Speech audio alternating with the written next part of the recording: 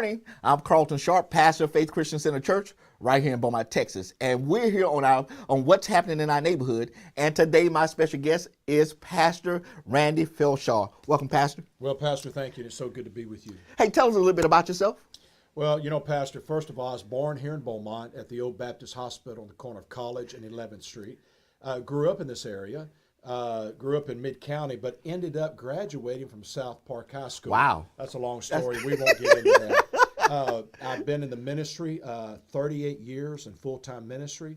Been in and out of Beaumont, but have been back this time for 13 years now, and pastoring at Cathedral in the Pines up on East Texas Freeway. Hey, Pastor, you were involved in what you call Not in My City. Tell us a little bit about that. Well, Pastor, when I came back here in 2006, immediately I encountered a culture at my church at Cathedral in the Pines where historically the African American community was not welcome there. And so immediately I began to change that culture. I began to preach on it from the pulpit and call it for what it is. Racism is a sin. Wow. I began to deal with that, began to change that culture, and I hired the first African American to ever work at that church, Charmaine James. I've hired others since then. I started 2 Hispanic churches, and through all of this, the church has been moving forward, becoming a voice in this community for racial reconciliation. But it really ramped up in 2016. Yeah. The shooting of Sterling and Baton Rouge with Castile and St. Paul, and then the ambush of the officers in Dallas. And that week, God spoke to me and gave me a word from my church. I released it, and then we released that word, not in my city. And so then we were off to the races. And then you did a gun buyback program. We have. Not in my city has involved from, racial reconciliation to the gun buyback, working with city and county law enforcement to try to address the violence in our streets, to the pulpit swap with pastors, black and white churches coming together, swapping pulpits all on the same Sunday. To we're helping now with the Dream Center out at the old teenage detention center out on Highway 69. We do substance abuse ministry through Celebrate Recovery, prison ministry, and on and on and on. That story goes with Not in My City, addressing the social ills that we're facing here in Beaumont. But that's not the only thing, Pastor. You were heavily involved in Hurricane Harvey relief. We were. Harvey hit us hard here on Tuesday night, August the 29th, 2017. The next morning, Wednesday, I put 11 boats out into the water, pulling people out, rescuing people. Then we shifted into distribution, 300 cars at a time coming through the parking lot. Then we shifted into clean out, cleaning out the homes, drying them out.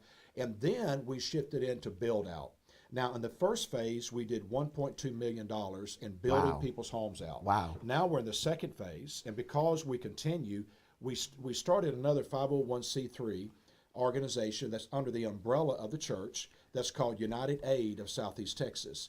And now we're targeting about the total amount when it's all said and done should be around $3.5 million. Wow. So this time it's going to be around $2.5 million, and then the 1.2 will give us that 3.5 to 3.7. But we're building people's homes out. We go in, we bring the material, the labor. It's move-in ready when we're done. Wow. And we're reaching into Port Arthur, Silsbee, Sire Lake, Orange, Beaumont, wherever Harvey touched, then we're touching. And we're trying to hit those high compassion points. Elderly, disabled, single mothers, the sick, first responders, anyone that doesn't have flood insurance that got impacted by Harvey, we're trying to help. Now, right now with phase 1 and phase 2, we're probably up to about maybe 70, 75 homes. Wow. So we're trying to target 120. And so we're still looking for homes. If there's anyone that needs help with flood relief, they can call the church. They'll switch them over to United Aid of Southeast Texas. That's good. And we'll send a caseworker out to their home. And if it qualifies, if it was truly rising water, and if it's something we can handle, which 90% of the time it is, then we're there. Wow. Now, Pastor, you made a decision recently to get involved in local politics. So tell us a little bit about that. Pastor, as I mentioned, I've been in full-time ministry for 38 years now. I started full-time when I was 19 years old. I've been preaching straight out of high school. Right out of high school. And that's one of the reasons why I mentioned graduating from South Park. I graduated early so I could get started, and so I've been in full-time ministry for 38 years. And in the back of my mind, I was always suspicious that one day my civic service to the community would extend beyond the church and would take me into the mountain of government. Yeah. But I would never pursue it. I'd never lay my hand on it. I felt that if this was in God's destiny for me, He would bring it to me. And so you remember February a year ago, Get Williams-Wright passed away. That's right. Yep. And whenever she passed away, that opened up a seat on Beaumont City Council at large. And so I was approached. I was actually approached by a local African-American pastor who said, Randy, you should run for city council. Wow. You're doing the work with Not in My City, Yeah. gun violence, racial reconciliation, working BISD, working with Lamar, working with the city council, the mayor, law enforcement, and Yeah. on and on and on. All the things that I've done. He said, you're doing the work. Why don't you take the seat? And so I spent all of last summer, 3 months, talking to civic, business, and religious leaders, asking their counsel and their advice, should I do this? And every man, every woman that I talked to, 100% said, you should do Wow. this. And so at the end of August last year, I announced to my church that I was running for Beaumont City Council at large. And when I did, they exploded. Wow. They jumped to their feet. And their response to me was, Pastor, of course you're going to run for city council. That's the next step in our progression as a church. Wow. And our vision to impact the city and to bring about territorial transformation. Wow. Now, there's been a little confusion going on about the political process. So can you explain to the public who are watching today how the political process for city council works? Well, first of all, remember that early voting is April the 22nd through the 30th, and then election day is Saturday, May 4th. Remember, you get 4 votes, and this is where the confusion comes in. Right. You can vote once for the mayor. You can vote once for the ward you live in. And Beaumont is broken up into 4 wards, and so you can vote for the ward you live in, and then you get 2 choices or 2 votes for at large, because there's 2 seats on the council at large. So there's the mayor, 2 at-large seats, and then 4 wards. And so Yeah. when you go to vote for the mayor, vote for the ward you live in, and then make 2 selections, 2 choices, or cast 2 votes for 2 people for city council at large. Right now, there's 7 of us running for at large, and you get to pick 2 of them. And I would appreciate it if you would prayerfully consider giving me 1 of the 2 votes that you're going to cast for Beaumont City Council at large. And that's important for people to understand because, with all the things that are going out in our city about you can only vote for 1 at-large position, really it's 2. Yes. So I want to make sure that people understand that, hey, you have 1 for mayor, 1 for your ward council person, and 2 for the at-large position because, it's up to you. Okay? Now, why is this election so important? Pastor, Southeast Texas Economic Development Foundation is predicting $54 billion coming into this area over the next 10 years. We've already seen it start. $10 billion with the Golden Pass LNG project down in the Sabine Pass area. Wow. So it's already started. It's coming. And so it begs the question, with this economic and numerical growth that's coming to our community, are we ready for this opportunity? Now, I mention opportunity because I believe this is an opportunity for us to turn our community around. We have been stuck at 118,000 people since 1960. Wow. That's older Wow. than me, okay? We've been stuck there since 1960. The problem we're having is 2 things. Number 1, there is a perception problem, okay? Yeah. Now, perception is not reality, but it is their reality. Right. Whoever's perception that is their reality. Right. So you may not agree with what I'm getting ready to say, but you need to understand this is the perception that people have held Outside of Beaumont. Beaumont. Outside of Beaumont. Yeah. Statewide, the perception has been less than positive. Number 1, they say you're racially divided. Yeah. Number 2, they say you have a substandard school district. Number 3, they say your infrastructure, your city is decaying. You don't have any curb appeal. You're not a pretty city. Wow. And then 4th, they say your crime rate is higher than the state average. Now, that may not be true, but that's people's perception. Yes. And we have got to change the perception of Beaumont. We've got to change the narrative or the storyline of Beaumont. The second thing we have a problem with is we can't retain our young people. As a pastor, I see it all the time. Yep. Where my kids, the best and the brightest, graduate from high school, go to college, and come back, and then they announce to me, "Hey, Pastor, I'm moving." "Where are you going?" "I'm going to Houston, Dallas, Austin, San Antonio." Yeah. And I always ask why. They say to me, "The quality of life here is just not what I want." Now, there are people who disagree with that too. But the fact is, we're losing our young people. Our sons and daughters are moving. And people perceive us as being racially divided, substandard school district, infrastructure is poor, and our crime rate is too high. And I know that's true. One way is because businessmen tell me, I can't get nobody to move here to work for me because of those 4 reasons. Wow. I go to try to hire staff, and they ask me, "Okay, where are your church at?" "I'm in Beaumont, Texas." And I go, "Beaumont, Beaumont." "Oh, I've heard of Beaumont. I don't want to go to Beaumont." So we have a perception issue that we need to change, and we need to retain our young people. And now is the time. The opportunity's coming. $54 billion the next 10 years. Wow. We can take advantage of this opportunity, but that is going to require new leadership on the city council. So what unique skill do you bring to this opportunity for our city? Well, you know, Pastor, as you know, in running a church, there are 2 kinds of people you need. You need managers. Managers are men and women that will manage ideals and systems. They keep the train running on time. They make everything work. Right. But then you need leaders. Yeah. Leaders are men and women that can move people with vision. Yeah. They can That's have a good. vision for That's the good. city. That's good. And on the city council right now, we have all these people are good people. I'm not attacking anyone. Right. They're all serving because they love our city. But I believe the next 10 years and the opportunity it's bringing to us requires perhaps a fresh and a new voice. Someone that understands the art of negotiating and that has a gift of diplomacy. Because I see so much tension and divisiveness on our council right now.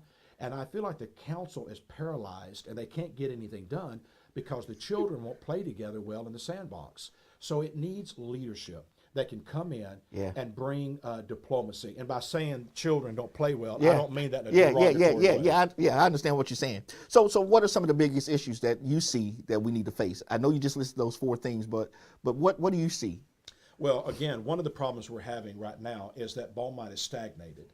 Beaumont is not moving forward. It's not growing as a community, and we must grow. I know that our citizens are very concerned about losing our sons and daughters. We've got to retain our sons and daughters. The next thing that we're all worried about is the divisiveness that we see in politics today. Yeah. It's from the federal level down to the state, down to the local level. Yeah. There's way too much divisiveness. Yeah. There was a time in America when we could sit down as men and debate an issue as statesmen. Right. We could debate an issue, but we would seek compromise for the sake of our citizens because we want to advance their living, okay? So we would compromise for their sake. But now there's the politics of revenge. Right. Where I'm going to beat you. Not because of the issue, and I don't agree with the issue that's on the table. I just want to beat you because you're a Republican or you're a Democrat or independent or you're black, white, or brown, or I just want to beat you. Yeah. And it's the politics of revenge. So we don't have statesmen anymore. We just have people that specialize in character assassination. That's it. And we have to stop this in America. And it starts on the local level. So in Beaumont, we need to start growing again as a community. And there's issues that we can do. We got to change the narrative of Beaumont. And I know we can do that because of a place called Waco, Texas. Waco, Texas, for years was known as David Koresh Country. That's right. Yep. But then a couple pops up by the name of Chip and Joanna with a television program called The Fixer Upper. And they took and turned that entire community around. They sure did. Now we got people flying in there from overseas to visit Magnolia Springs because of one program. So it can happen there. It can happen right here in Beaumont. It can happen here. So we got to change the narrative. We got to deal with the divisiveness that we see in our government. And then we've got to attract new and diverse businesses here in order to retain our young people. Because our young people, they don't want to work and some of them don't want to work in refinery. Right. That's okay. Yeah. So we got to get aggressive. The city council needs to get aggressive at going out and courting new and diverse businesses into the city of Beaumont so we can keep our young people here and then we can begin to grow. So we've got a lot of work to do. And I haven't even touched on the infrastructure, public works, the sewer system, the streets. I haven't even talked about economic development. And there are things that we can do with opportunity zones downtown, reinvestment zones downtown, what they call historical district tax incentives downtown. We can get our downtown area up and going, but it's going to take a city council that's aggressive. And I'll be honest, not to be critical of any one person, but I feel that our city council has been playing it safe for way too long. Wow. See, this is the problem with politicians. Yeah. They want to lead from caution. Yeah, so I can get reelected. In regards to the next election, okay? Instead of being decisive and leading from there for the sake of the citizens. Yeah. And here's the difference with me. I'm not a politician. I've been in the ministry for 38 years. I've been a civic servant in my community for 38 years, helping cities and communities. I've been helping this one for the last 13 years, and I will continue. Win or lose this election, I will keep doing what I'm doing. It's not going to stop. But being on city council, I feel that it affords me a greater opportunity to transform our city. And I may be a one-term council member because I'd rather be one term and make a difference than to be on there for a lifetime and do nothing because of fear. I will not rule that way. Wow. So how is your campaign going right now? You know, right now we're very excited because, of course, let's just be honest. Beaumont is 52% black, 33% white, 15% Hispanic, and 5% other. And when I move in and out of all those four cultures and people groups, the response that I'm getting is very positive. Wow. And so I'm very encouraged. The African American community has been very open and warm with me. The whites that I'm talking to are very open to me. The Hispanics, all the groups. I've been working with the Indian population that we have. And so all the groups that I've been talking to have been very positive, very open, and very warm, and very receptive to my message.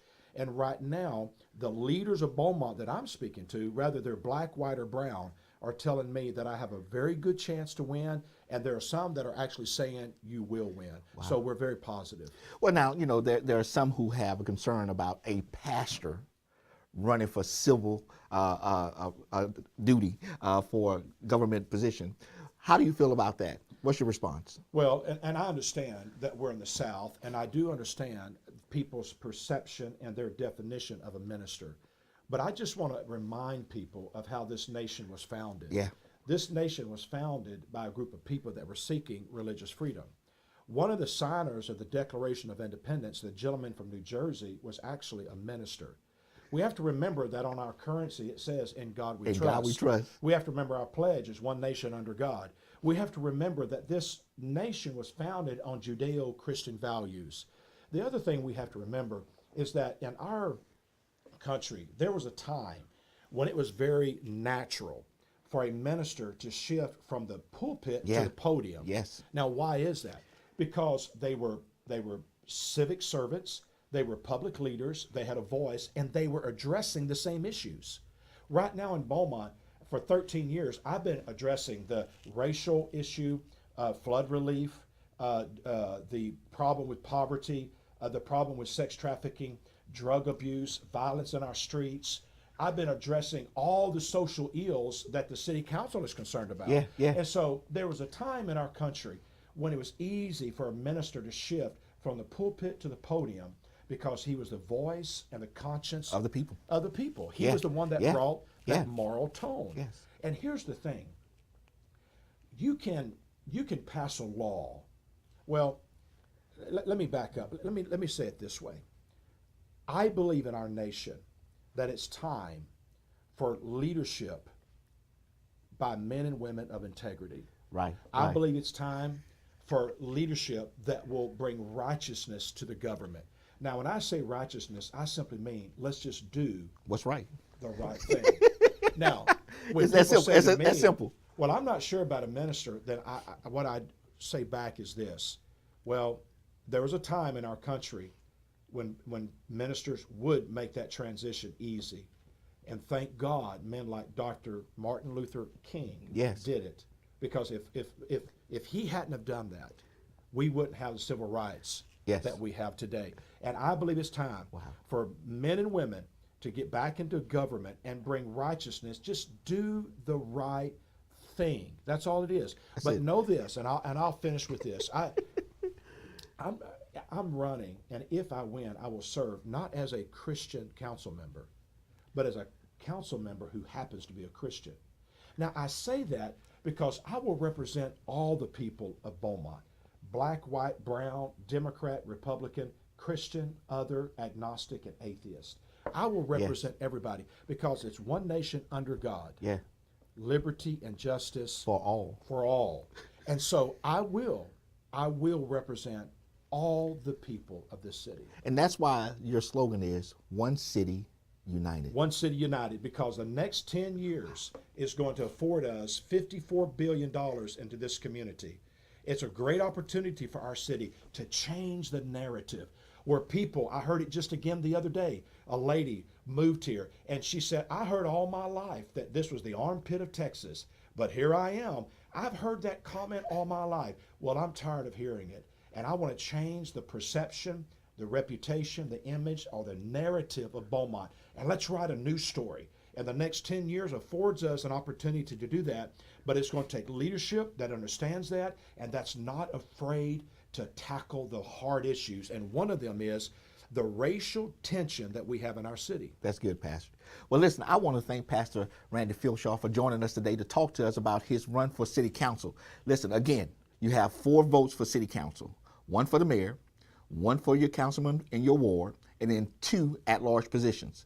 And so I want to thank you for joining us, and I want to thank you for joining us on what's happening in our neighborhood, and we will see you next time on our broadcast.